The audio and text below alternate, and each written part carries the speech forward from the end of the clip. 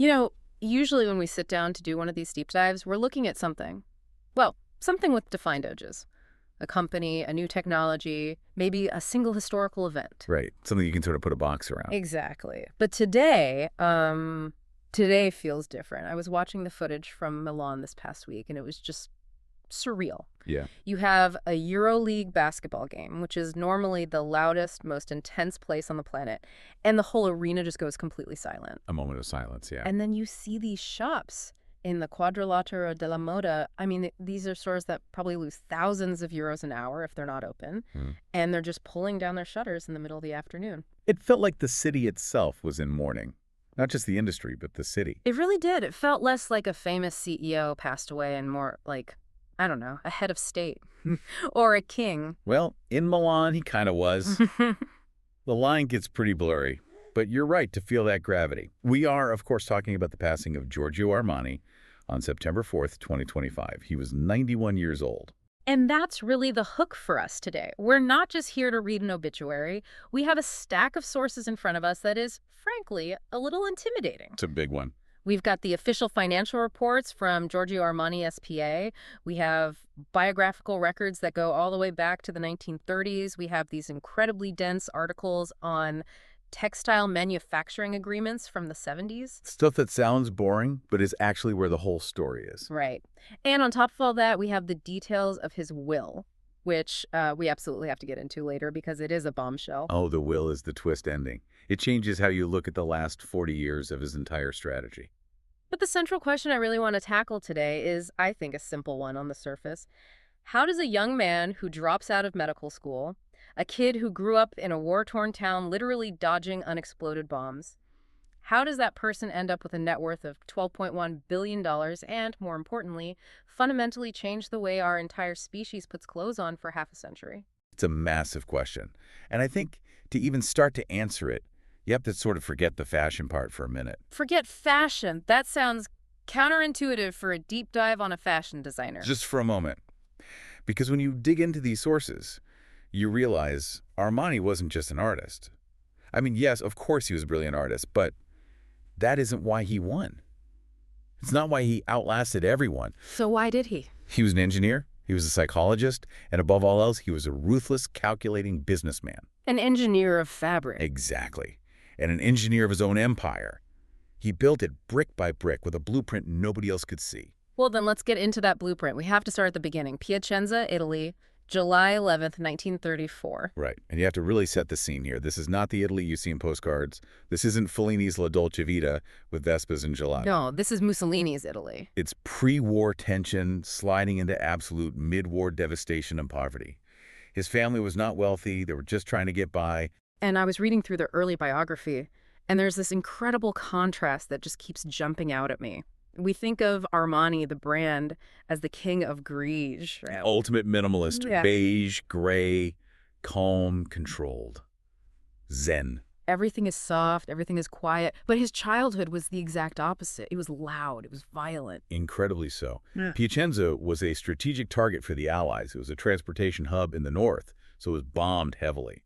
And the sources point to one specific incident, one childhood trauma that I think explains almost everything that comes later. The incident with the gunpowder. The unexploded artillery shell. So Armani is just a kid, maybe 7 or 8 years old. He's out playing with friends in a field or a ditch. Which was just a terrifyingly common landscape for kids back then. The whole country was littered with the debris of war. It was their playground.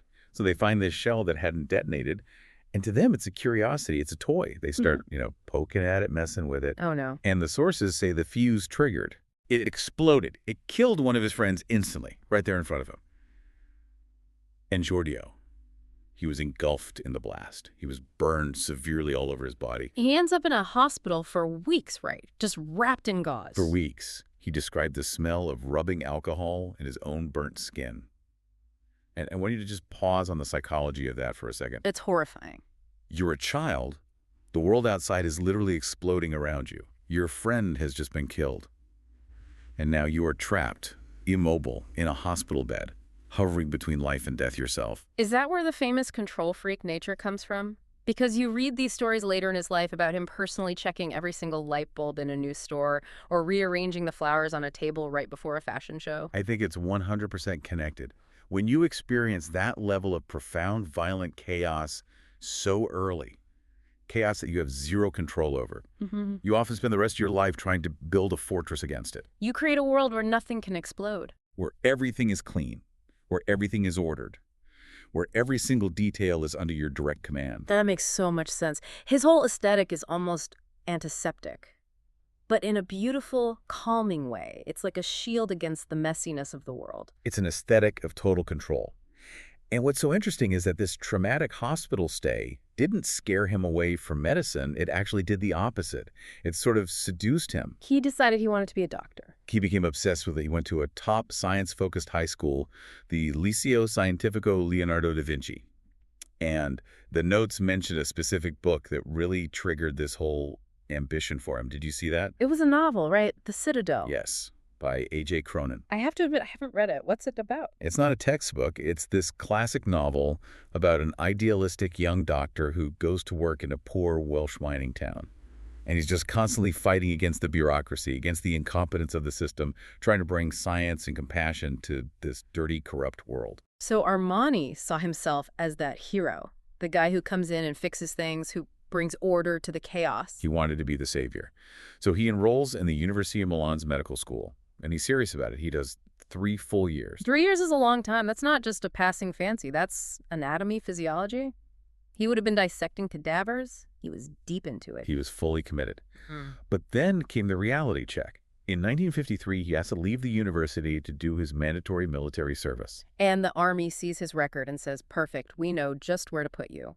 You can work in the military hospital in Verona. And I'm guessing the Verona Military Hospital in the early 50s wasn't quite the romantic, heroic struggle he'd read about in the Citadel. It was the opposite. It was a factory of misery. It was the grime, the bureaucracy, the endless paperwork, the hopeless cases. It was the smell of sickness without the triumph of actually saving people. The sources say he just hit a wall. He realized this wasn't about heroism. It was about managing decay. He wanted to be around beauty and health, not that. So he quits. He just walks away from a medical career. He walks away completely. And this is the part of his story I find so interesting. Because in the Hollywood movie version, this is where he has a flash of genius, sketches a dress on a napkin, and becomes a star overnight. But that is not what happened at all. No, he's a dropout, he needs a job. So he ends up at La Renaissance. The big, famous department store in Milan. The only one that really mattered back then. It was an institution, and his first job is a window dresser. And then an assistant buyer, a sales clerk, basically a retail guy. And I think for a lot of people, that part of the story, that period from 1957 to the mid-60s, is just a footnote. But you're saying this is where he learns the secret weapon that lets him beat everyone else later on? This is the most important part of his education, period. He didn't learn how to win in a design studio. He learned it on the sales floor. What did he learn? How to fold a sweater perfectly. He learned what people actually buy. Think about it. Most of the great designers, your Yves Saint Laurents, your Gallianos, they went to art school. They studied color theory and sketching in a classroom. They learned to make beautiful abstract art. Right, they're in an ivory tower. Armani was on the front lines. He was watching a real businessman from Milan walk in, look at 3 different jackets, touch the fabric of each one, look at the price tag, and then either buy one or walk out empty-handed. He was getting raw data every single day. A constant feedback loop. He was responsible for menswear. He was trying to figure out how to sell these bold Marimekko fabrics from Finland to conservative Italian men. He was learning marketing and sales psychology in real time. He learned that a jacket can be a masterpiece, but if the armhole is cut just a little too tight, the customer won't buy it. If the fabric feels scratchy, he won't buy it. That's the practical medical student's knowledge of anatomy coming back, but in a totally different context. Exactly. He understood comfort. He understood that clothes are not just a statement, they are a second skin that you have to live in. So he spends basically his entire 20s and early 30s just grinding it out in retail. He's not some boy genius. He's a late bloomer. A total late bloomer. He finally makes the jump in the mid-60s, goes to work for Nino Cerruti as a menswear designer. But even then, he's not satisfied. And this is where the Armani machine really starts to fire up. The sources list all the companies he was freelancing for while holding down the full-time job at Cerruti. I saw that list. It's absurd. Allegri, Baguda, Hilton, Sickens. 10 different manufacturers simultaneously. How is that even physically possible? When did he sleep? I have no idea. But think about the education he's giving himself. He's designing a raincoat for Allegri, so he's learning about waterproof fabrics.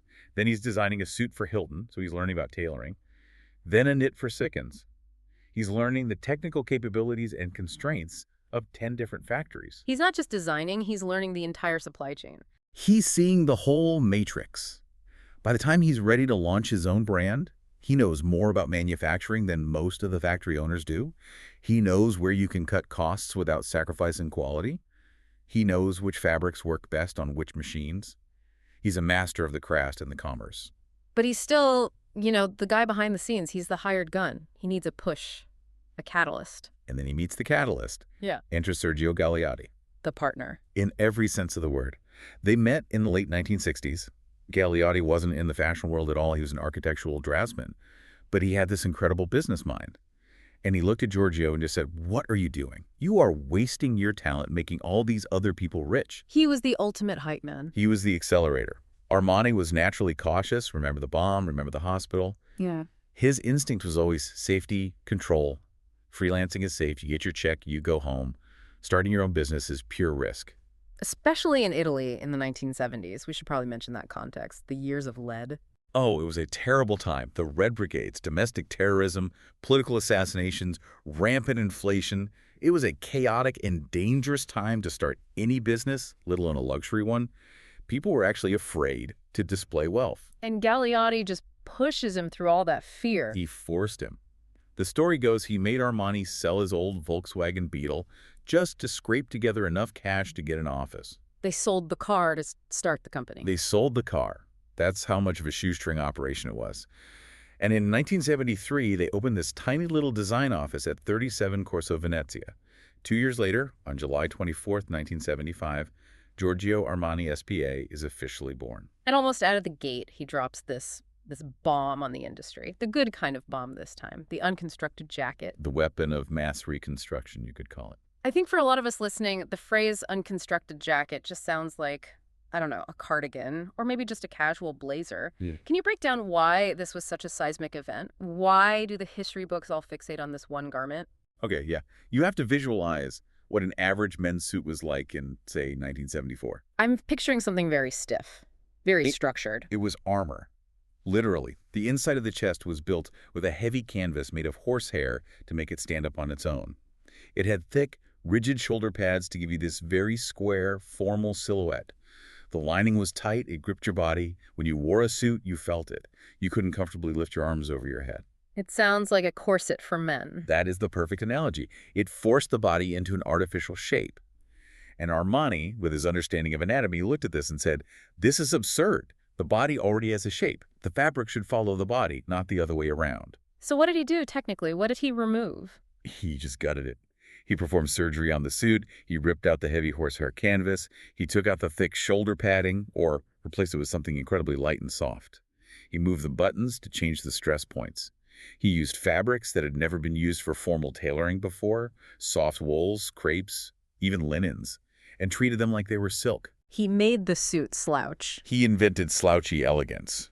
And for men, this was just a revelation. It was a relief. All of a sudden, you could look powerful and sophisticated, but you could feel as comfortable as if you were in your pajamas. But for women, this is where it goes from a fashion story to a cultural revolution. The power suit. Exactly. Think about the timeline. This is the late 70s, early 80s. Women are entering the corporate world, the boardroom, in numbers never before seen. And they had a uniform problem. A huge one. They basically had two terrible options. Option A was to dress like a traditional secretary, a soft floral dress or a skirt and blouse, and risk not being taken seriously. You'd be seen as the girl. Right. Or there was option B, where a direct boxy copy of a man's suit, which often just looked like you were playing dress up in your father's clothes, felt like a costume. And Armani comes in and offers option C. He gave them a third way. He created a suit that had broad, confident shoulders. So you physically took up more space in the room. You looked formidable, but The cut, the fabric, it was all fluid. It was soft. It moved with the female form. It didn't try to hide the woman inside the suit. It empowered her. It was armor, but it was comfortable armor designed for her. It's just wild to me that a change in how a shoulder seam is sewn could have a real impact on gender politics in the workplace. But fashion's never just clothes. It's a language. It's semiotics. Armani gave a generation of professional women a new vocabulary to speak power. He let them be authoritative without having to sacrifice their femininity. Okay, so he's got the design genius. He's timed it perfectly with this huge social wave. But, the history of fashion is littered with brilliant designers who died broke or stayed a tiny niche brand. Armani died with $12.1 billion. And looking at these financial reports in our stack, the reason he was able to scale seems to come down to one very boring-sounding acronym, GFT. Grupo Financiario Tesio. This has to be the most unglamorous part of the fashion business. I'm going to argue it is the single sexiest, most revolutionary business deal in the history of modern luxury. I am dead serious. All right, convince me. Sell me on GFT. Okay. The year is 1978. Before this moment, the luxury world is totally binary. If you're a rich man and you want a truly high-end suit, you go to a tailor on Savile Row or in Naples. Right. He measures you, he cuts the fabric by hand, you come back for 3 fittings, you wait 6 weeks, and you pay an absolute fortune. That's haute couture. And if you're just a normal person. You go to a department store and you buy confection. Mass-produced, often glued together, ill-fitting suits off a rack. There was almost nothing in between, a massive gap in the market. And Armani saw that gap. He wanted to bridge it. He wanted to sell that beautiful, revolutionary, unconstructed jacket to a lawyer in Chicago, a banker in Tokyo, and an architect in London, all at the same time. You can't do that if you're sewing each one by hand in Milan. You need a factory. So GFT was the factory. GFT was this incredible high-end industrial manufacturer based in Turin. They had the technology, the machines, to cut and sew with incredible precision, but on an industrial scale. They were the best in Italy. So Armani goes to them and strikes a deal. He basically says, I will give you my designs, and I will maintain obsessive quality control, but you build the engines for me. It's the Apple and Foxconn model, but for suits in the 1970s. It is the exact same logic. Design in-house, manufacture out. This deal effectively invented the category of pret-a-porter deluxe, luxury ready to wear. All of a sudden, you could walk into a store, buy a perfect Armani suit right off the rack, and walk out with it that day.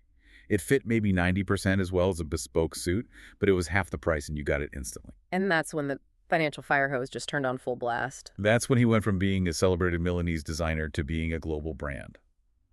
This deal is what allowed him to open the Giorgio Armani Corporation in the U.S. in 1979.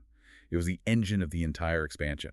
Which brings us to the next phase of the business model, because the scaling went way beyond just those high-end suits. He started to slice and dice the brand itself. The democratization phase, as he called it, the pyramid. Right. The diffusion lines. Emporio Armani, Armani jeans. AX Armani Exchange. I mean, I vividly remember AX Armani Exchange being in the mall when I was a teenager, and it was not a luxury experience. It was loud music and T-shirts. It was accessible. And that was the entire point. But wasn't that a huge risk? The industry must have thought he was crazy. If I just drop $3,000 on a Giorgio Armani Black Label suit, am I really happy seeing a 16-year-old at the mall wearing a $40 T-shirt with the same name on it? Doesn't that dilute the brand? Doesn't that devalue my expensive purchase? The traditional luxury world thought he was committing brand suicide. The French couturiers, the purists in Paris, they openly laughed at him. They said, Giorgio is turning his name into a supermarket. They thought he was cheapening the brand into oblivion. But they were wrong. They were completely wrong. Because Giorgio wasn't thinking like a fashion designer. He was thinking like a mathematician. He understood what we now call the ladder of luxury. Explain the ladder. How does it work? It's a long-term strategy. You acquire the customer when they're young and aspirational. You sell that 16-year-old the $40 AX T-shirt. They can afford it. It makes them feel cool. It gives them their first taste of the brand. They're now part of the Armani tribe. So you get them on the first rung of the ladder. Exactly. Then that kid gets their first real job. Maybe they upgrade to a pair of Armani jeans. Then they get a promotion. They're in their late 20s, and they buy their first Emporio Armani suit. Then, years later, they make partner at the law firm, and they walk in and buy the $5,000 Giorgio Armani mainline suit. He monetized the entire life cycle of an aspiring human being. He grew up with you. He grew with you. And let's be totally honest about the business model here. The profit margins on a $40 t-shirt or a $60 bottle of perfume are infinitely higher than the margins on a hand-finished couture gown. The cheap stuff funds the expensive art. And the perfume deal, the agreement with L'Oreal in the early 80s, that was just a license to print money. Acqua di Gio is still one of the best-selling men's fragrances in human history. That cash flow allowed him to remain independent for decades while all his rivals were going bankrupt and getting sold off. That makes perfect sense. It's the perfume paradox. The most accessible products keep the most exclusive part of the house alive. He was a master of it. Yeah. But we can't talk about this 80s expansion without talking about the pop culture moment that took the brand from being merely successful to being stratospheric. Hollywood? And one film in particular, American Gigolo, 1980. It's the single greatest piece of product placement in the history of cinema. I don't think that's an exaggeration. I would actually argue it's not even product placement. The clothes are a co-star in the film. They're a character. I rewatched that opening scene this morning just to prep for this, and what's so powerful about it is that there is zero dialogue. None. It's just Richard Gere looking impossibly handsome with Smokey Robinson's The Love I Lost playing in the soundtrack. And he's getting dressed. But it's not just a guy putting on clothes. It's a ceremony. It's a ritual. Yes. He yanks open these drawers, and the camera just lingers on these stacks of perfect shirts, the ties. He lays out 4 or 5 complete outfits on the bed. He's mixing and matching. The scene is telling the audience everything they need to know about this character, Julian Kay. It's saying this man is meticulous. He's a narcissist. He's obsessed with surface and appearance. He is successful. He is sexy. And the visual shorthand for all those qualities was the Armani label. It feels like after that movie came out, if you were a successful man in America, a guy on Wall Street, a producer in Hollywood, and you didn't own an Armani suit, you were almost signaling that you weren't a serious player. You were invisible. Yeah. He completely owned the aesthetic of 1980 success. And then he followed it up with The Untouchables in 87. Which is funny because that's a period piece. It's set in the 1920s with gangsters. But he made them look impossibly cool. He made Al Capone and the federal agents look like fashion icons. He understood that Hollywood was the biggest runway in the world. Why bother with a fashion show for 500 editors in Milan when you can put your clothes in a blockbuster movie that will be seen by 50 million people around the globe? It's just brilliant integrated marketing before that was even a buzzword. And it wasn't limited to film. He had this deep connection to music, too. The sources mentioned a really strong friendship with Eric Clapton, which on the surface feels like a really odd pairing. It does, doesn't it? The gritty god of blues rock and the cool, minimalist Italian designer. But they were apparently best friends. Clapton composed original music for Armani's fashion shows in 1996. He played at the opening of the Emporio Armani store in New York. Armani would host these huge parties for Clapton's charity auctions. And then fast forward a couple of decades, and he's dressing Lady Gaga. For the Monster Ball tour, for the Born This Way ball. I mean, just think about that aesthetic range. He goes from the understated, masculine cool of Eric Clapton to the absolute avant-garde, boundary-pushing theatricality of Lady Gaga. It proves he wasn't just stuck in his 80s power suit glory days. He knew how to adapt. He stayed relevant. Most designers, they have one great moment, one decade they define, and then they become a legacy brand. Armani kept reinventing the context for his clothes, while the core aesthetic remained remarkably consistent. But right in the middle of this incredible ascent, I mean, the money is pouring in, the movies are hits, the global expansion is happening, tragedy strikes. And this part of the story, I think, really reveals the core of the man. 1985, the year the whole empire almost crumbled. Sergio Galeotti dies. He was so young, he died of complications from AIDS. Although at the time, like it was so many in that era, it was often vaguely reported in the press as heart failure or degenerative illness. And this goes back to that partnership dynamic we talked about. Galeotti was the business brain. He was the CEO, the strategist. Armani was the creative genius. That was the perception across the entire industry. Giorgio draws the pretty pictures, but Sergio is the one who actually runs the company. So when Sergio died, the vultures started circling immediately. Everyone assumed Giorgio would sell the company. They assumed he couldn't possibly run it himself. It must have been just a personally devastating blow. This wasn't just a business partner. This was his life partner. Armani later called it his greatest failure. Not a business failure, the fact that he couldn't save him. He said he had all the money and power in the world, and he couldn't stop this virus. But he didn't sell. He didn't crumble. No. And this is where that incredible discipline, that medical student focus, comes roaring back. He didn't fall apart. He grieved, but then he absorbed Galeotti's job. He taught himself finance. He learned how to read the contracts. He became the CEO and the creative director. Which is incredibly rare in any industry, let alone fashion. Usually, the top creatives make for terrible managers. It's almost unique at that scale. He became a one-man army, and he held on to that absolute control for the next 40 years. He refused to let anyone else in. He proved every single one of the skeptics wrong. The business actually accelerated its growth after Galeotti's death. But that isolation, that Yeah. control, it kind of became his defining public image, didn't it? The man behind the dark sunglasses. It did. He became the hermit king of fashion. He spent his free time on his enormous yacht, the Maine. He surrounded himself with a very tight circle of family. His sister Rosanna was his muse, his nieces Silvana and Roberta, his nephew Andrea. They all worked for the company. It was a fortress. And speaking of that fortress, we do have to touch on the complexity of his personal views.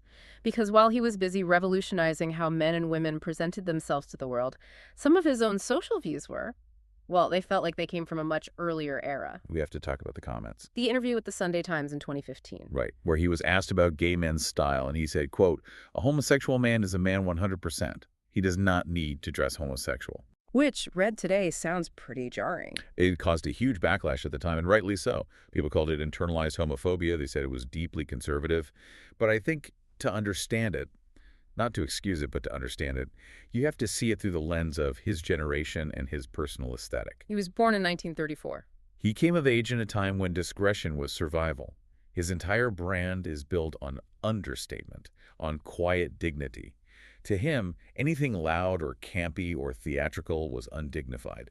It was a violation of his core principle of quiet control. So it's this fascinating contradiction. He's this pioneering, openly gay man who built a global empire in a creative industry, but he held these very traditionalist views on how people should express themselves publicly. But people are complicated. And Armani was very much a man of his time, even as he was designing the clothes for the future. He just valued that quiet, controlled elegance above all else. Let's zoom out a bit to the sheer breadth of the empire he built in those later years. Because it went so far beyond just clothes, it became a lifestyle brand in the truest sense, like sports, for example.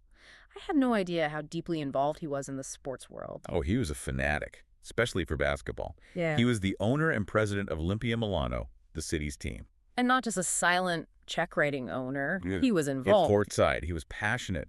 The team won multiple Italian league titles under his ownership.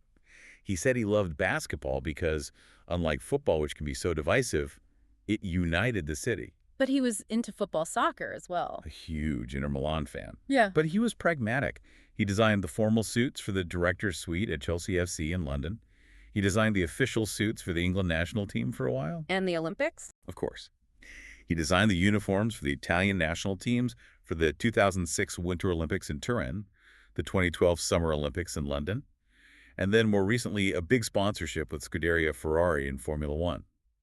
He wanted the Armani logo to be synonymous with excellence in performance, whether on a runway or a racetrack. And then you have the hotels. The Armani Hotel in Dubai. Inside the Burj Khalifa, the tallest building in the world. He has the bottom 39 floors. And again, this is where you see the control freak aspect in its purest form.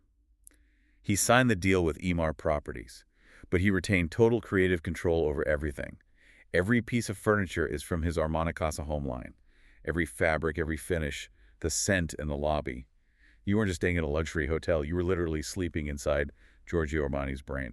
I do want to touch on some of his ethical stances, too, because in some areas he was actually way ahead of the curve. He really was. In 2007, he became the first major international designer to ban models with a body mass index, a BMI, under 18 from his shows. And this was right after the tragic death of the Brazilian model Ana Carolina Reston from anorexia. Yes. The industry was in crisis over the size zero debate, and there was a lot of talk. But Armani was the one who actually took action and set a hard numerical rule. He recognized that his clothes had a responsibility, that they shouldn't demand an unhealthy body type to be worn. And he was an early adopter of sustainability, too. For the luxury space, yes. He joined the Green Carpet Challenge back in 2011. He created a dress for Livia Firth for a red carpet event that was made entirely from recycled plastic bottles.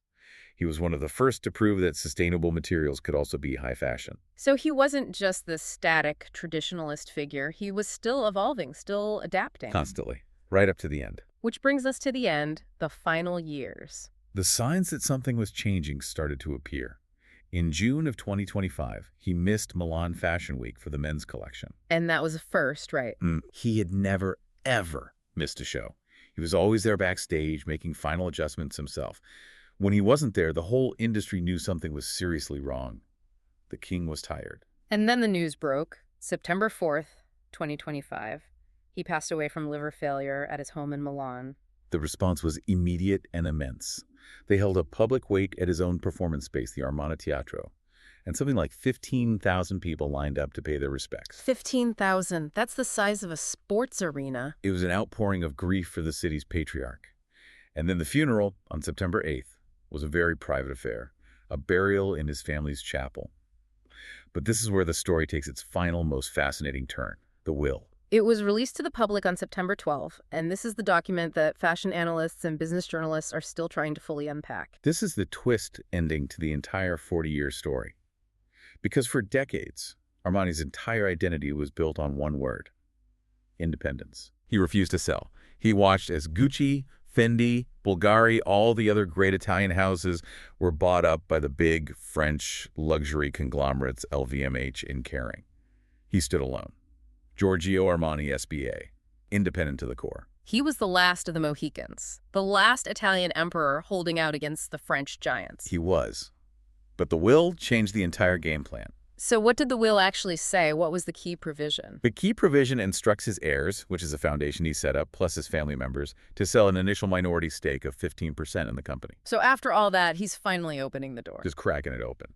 But here's the kicker. The document lists his preferred priority buyers. And who is on that list? LVMH, EssilorLuxottica, or L'Oreal. Wait, LVMH, as in Bernard Arnault, the man who runs the conglomerate he spent his entire life competing against. The very same. Why? After fighting for independence for 40 years, why give it up in your final instructions? I think it's the ultimate act of pragmatism. Armani was, above all else, a realist. He knew that without him, without the singular vision of the founder at the helm, the company would be vulnerable. Right. The global luxury market today is a brutal, expensive war. It requires billions in marketing spend, massive global distribution networks, a huge e-commerce infrastructure. And a standalone family-run business, even one as big as Armani, might struggle to compete in that environment long-term. Exactly. So by inviting a giant like LVMH or L'Oreal to come in and take a minority stake, he's basically buying an insurance policy for his legacy. He gets their financial muscle, their distribution scale, and their political protection, all without giving them total control of the company. Yeah. It's a strategic partnership to ensure the brand survives for the next 50 years. So in the end, he chose survival over solitude. He chose legacy over ideology. He wanted the name Armani to still mean something in the year 2100. And he was smart enough to know that to achieve that, the company needed powerful allies after he was gone. It's just fascinating. Even from the Greys, he's playing chess while everyone else is playing checkers. Always the master strategist. So when we look back at the final tally, $1.6 billion in annual turnover, a personal fortune of $12.1 billion, a life of 91 years, what's the headline? How do you sum up an impact that large? I think the BBC probably put it best in their obituary. They said he was responsible for the most lasting change in the way we dress since Coco Chanel. That is about the highest praise you can get in fashion. Chanel is the absolute gold standard. And I think it's accurate. Chanel freed women from the corset in the 1920s. Armani freed everyone, men and women, from the tyranny of stiffness in the 1970s and 80s. He invented the power suit. He basically invented the color grige. He made luxury comfortable. It's just an incredible arc. The boy who was burned by a forgotten tool of war grows up to dress the most powerful and visible people in the world. And not just dress them. He changed how they felt in their own skin. He gave them a uniform of quiet confidence. So here's a thought to maybe leave everyone with. Giorgio Armani spent his entire life building this impenetrable fortress of independence. He was the undisputed king in his own castle. But his very final act, his will, was to open the drawbridge just a crack, to invite in the very giants he spent a lifetime fighting. And it makes you wonder, does a singular, powerful vision like Armani's ever truly survive its founder? Or does everything eventually, inevitably, become just another valuable asset in a global conglomerate's portfolio? It's the ultimate question of legacy versus machinery. Can the soul of the brand survive without the man himself? I guess we're about to find out. So next time you put on a jacket, any jacket, even if it's not an Armani Chica shoulder, if it's soft, if it moves with you, if it doesn't feel like a cage, you know who to thank for that. Thanks for joining us for the deep dive. Goodbye, everyone.